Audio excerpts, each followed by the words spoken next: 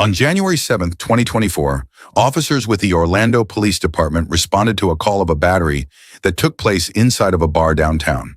They dumped her. I went to go talk to her. They dumped her. Hey, do you know which person did it to you? Yeah, I can tell. I can put them out. Are they I was walking myself. Are they out here right now? Are they outside now or no? I don't see them, but if I see them, I swear to God, like. But which one is the one that hit her? The long hair, they both hit me. They both jumped. The one with the hair down or the hair in the...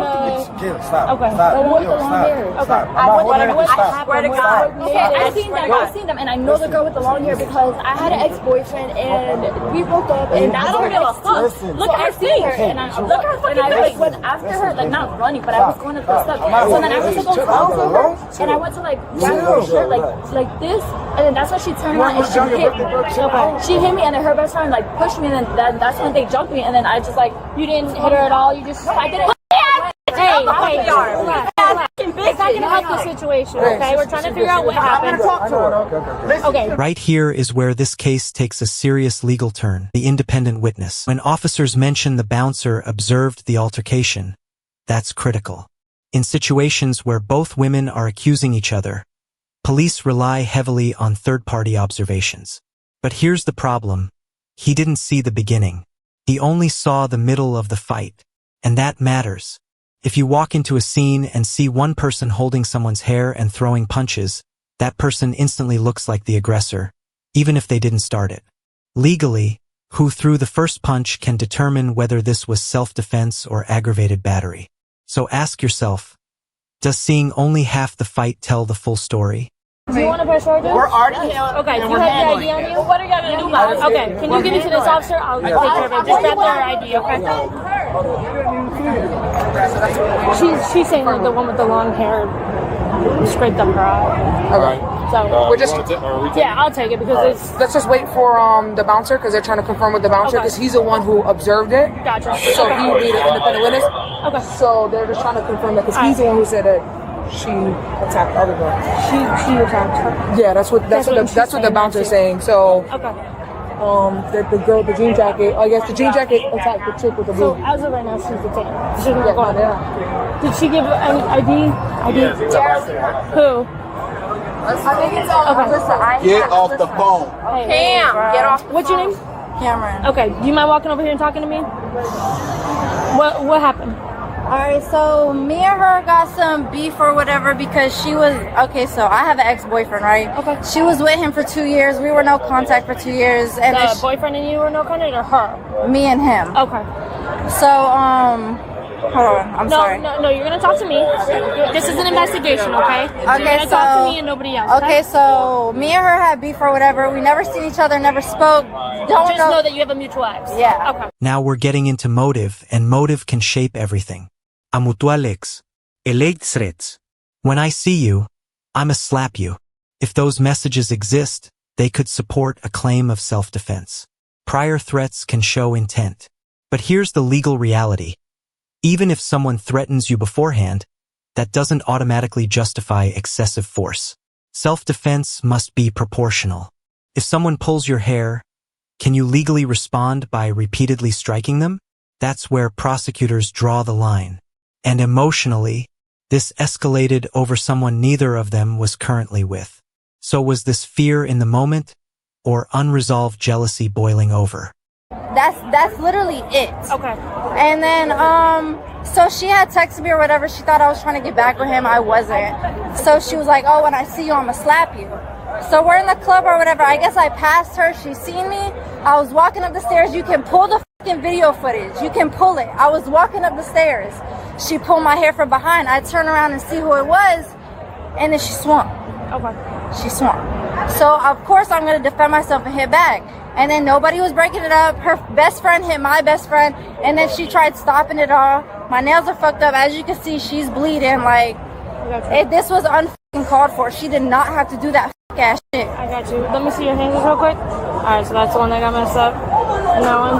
That's Okay, I appreciate it. And you've never met her before? Like, you I've never had never- beef or anything? It was just all via online? and all that Online. stuff? I've never seen the never talked to her, never, nothing.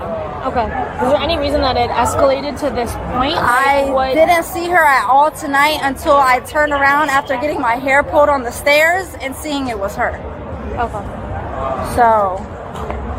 All right. Do you think that she was purposely trying to pull your hair? Of course. She literally seen me. Cause I was walking up the stairs.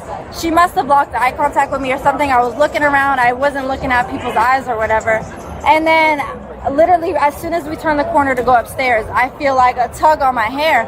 I'm like, what the fuck? I thought it was my best friend at first. So I turned around. I'm like, what the fuck? And then she was like, what's up? And then. Okay. Hang here for a second. And tell you what. Yeah. Can you, please?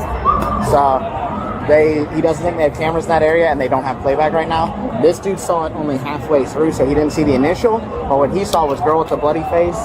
So this girl in denim was holding girl with the bloody face's hair and just pounding on her face. And he said it looked like that one was just trying to get away. This description is powerful. Gripping hair, repeated blows, visible bleeding. That's what likely drove the arrest decision. In Florida, serious bodily harm, especially injuries requiring stitches, can elevate a simple battery to aggravated battery, which is a felony. That's not minor. That carries the possibility of prison time and a permanent record. And here's the legal shift. Even if someone starts a fight, once they attempt to disengage, continuing to strike them can destroy a self-defense claim.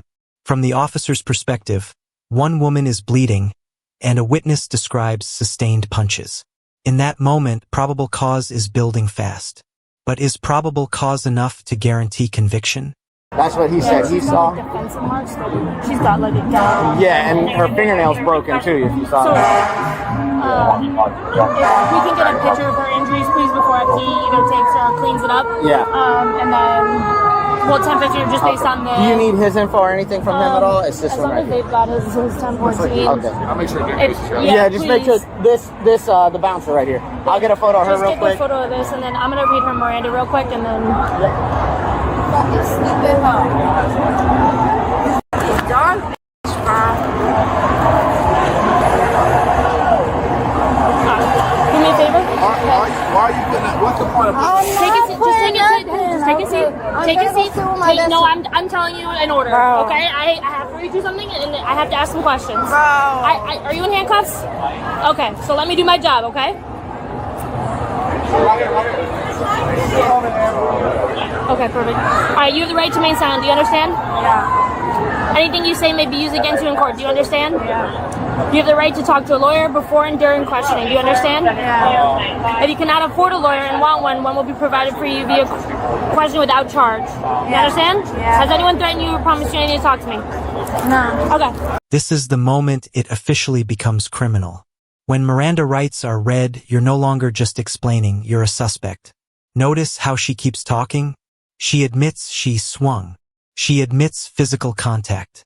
Even though she frames it as defensive, those statements can absolutely be used against her later. Here's the critical legal point. Once you admit to striking someone, the focus shifts to whether your force was justified. And emotional statements made while heated can complicate that defense. This is why attorneys always say, stop talking.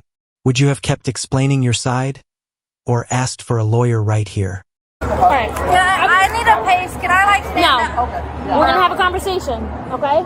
And I'm gonna ask some questions. Alright. So you're in the club. You see her. You guys have Yeah. a mutual ex. We already talked about this, correct?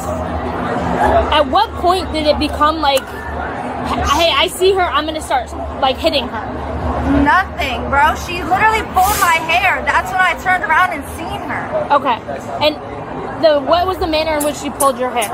She pulled my, like, yanked it. Like, you can pull the cameras back. She literally yanked my hair. I fell back like 2 steps. Okay. All right. And then from that point, what happened? I swung. Okay. Did you swing like intending to hurt her? No, like I didn't know who was there, so I just swung because my best friend wouldn't pull my hair like that. When she yanked it, she yanked it. Okay. And did she fight back, or was it just the Yeah, she fought back. She hit my head. She hit everything. You can run the cameras right now. I get you, but there's not cameras in that exact area. There were people that saw it, And what they said was you were grabbing her hair, wailing on her, and punching her. She grabbed my hair first. She was literally attacking me first. I'm just trying to figure out what's going on. You don't need to be. I know. I'm just mad right now. I understand your point of view. I know you're a cop. You're just trying to get the story. I get it. Like I know.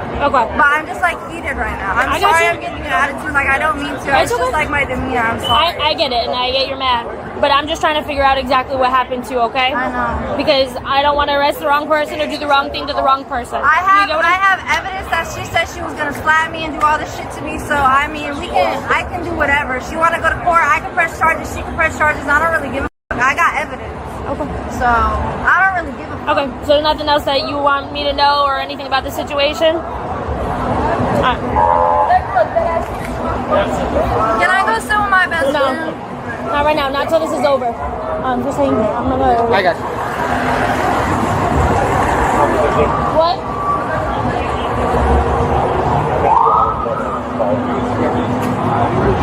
So she said anything else or not? They were beating talking to her. I know Gonzo was talking to her.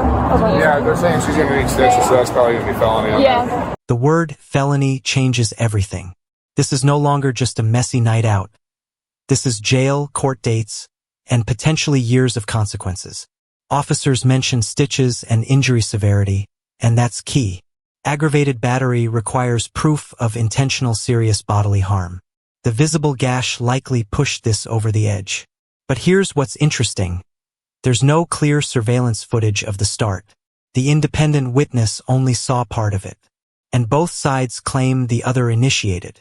Arrest? Yes. But conviction requires proof beyond a reasonable doubt. And that's a much higher bar. So the real battle hasn't even started yet. It's heading to court.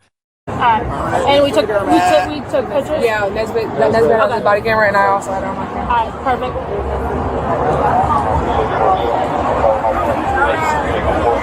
I swear to fuck. No, what the fuck? Don't do this. Bro, Bro, you're near the ground. Relax. You wanna go on the ground?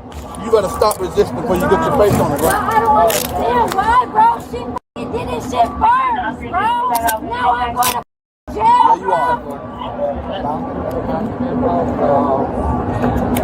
No. We got the bouncer's info.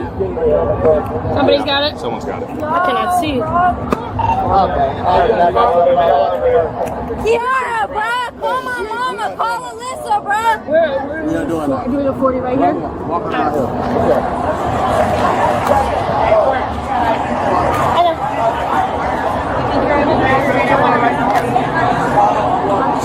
It sounds like you're breathing just fine. Yeah, I know. I've been trying to breathe out.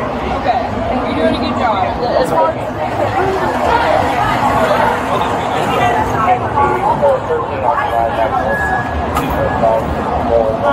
I know she's talking with them right now. Do you guys have like her phone number and all that stuff? And obviously she can't write a written statement or anything like that, but obviously because we're obviously arresting the other female, so it will end up, going further than that. There will be like court dates and stuff like that. So If they want to press charges, they both press charges. no. She wants to press charges. We're taking her to jail. Where's mine? It's in the purse. it's probably. Pues sí, ella sabe que estaba What's your phone number?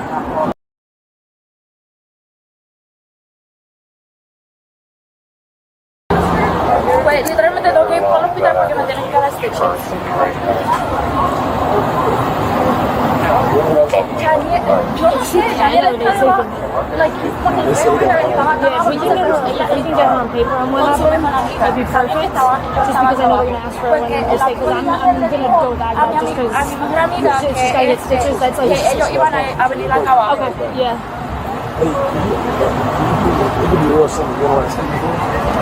So, Chaniel viene para acá ahora. he's gonna get paperwork, okay? I'm gonna explain to you what's going on, okay? Yeah, that's cool. She's going to jail tonight, okay? She's just going to jail for aggravated battery, okay? She said your RI open and it's a pretty good gash, okay? And that's a felony. So the reason why we have you write it on paper is just to explain what happened. The state attorney's office will eventually reach out to you and ask you, you know, if you want to continue to pursue the charges and everything like that, okay? So that's why we got to get it on paper, and then that way it's written down and everything like that, just because it is a felony charge, okay? All right? He's going to come back with that, okay? Just hang tight with her real quick. He's grabbing paperwork for her. So here's how this ultimately ends. She was arrested, booked into Orange County Jail, and charged with aggravated battery based on probable cause. But in court, the charge doesn't stick, due to a lack of sufficient evidence. No clear footage, conflicting accounts, and incomplete witness observation. Prosecutors could not move forward.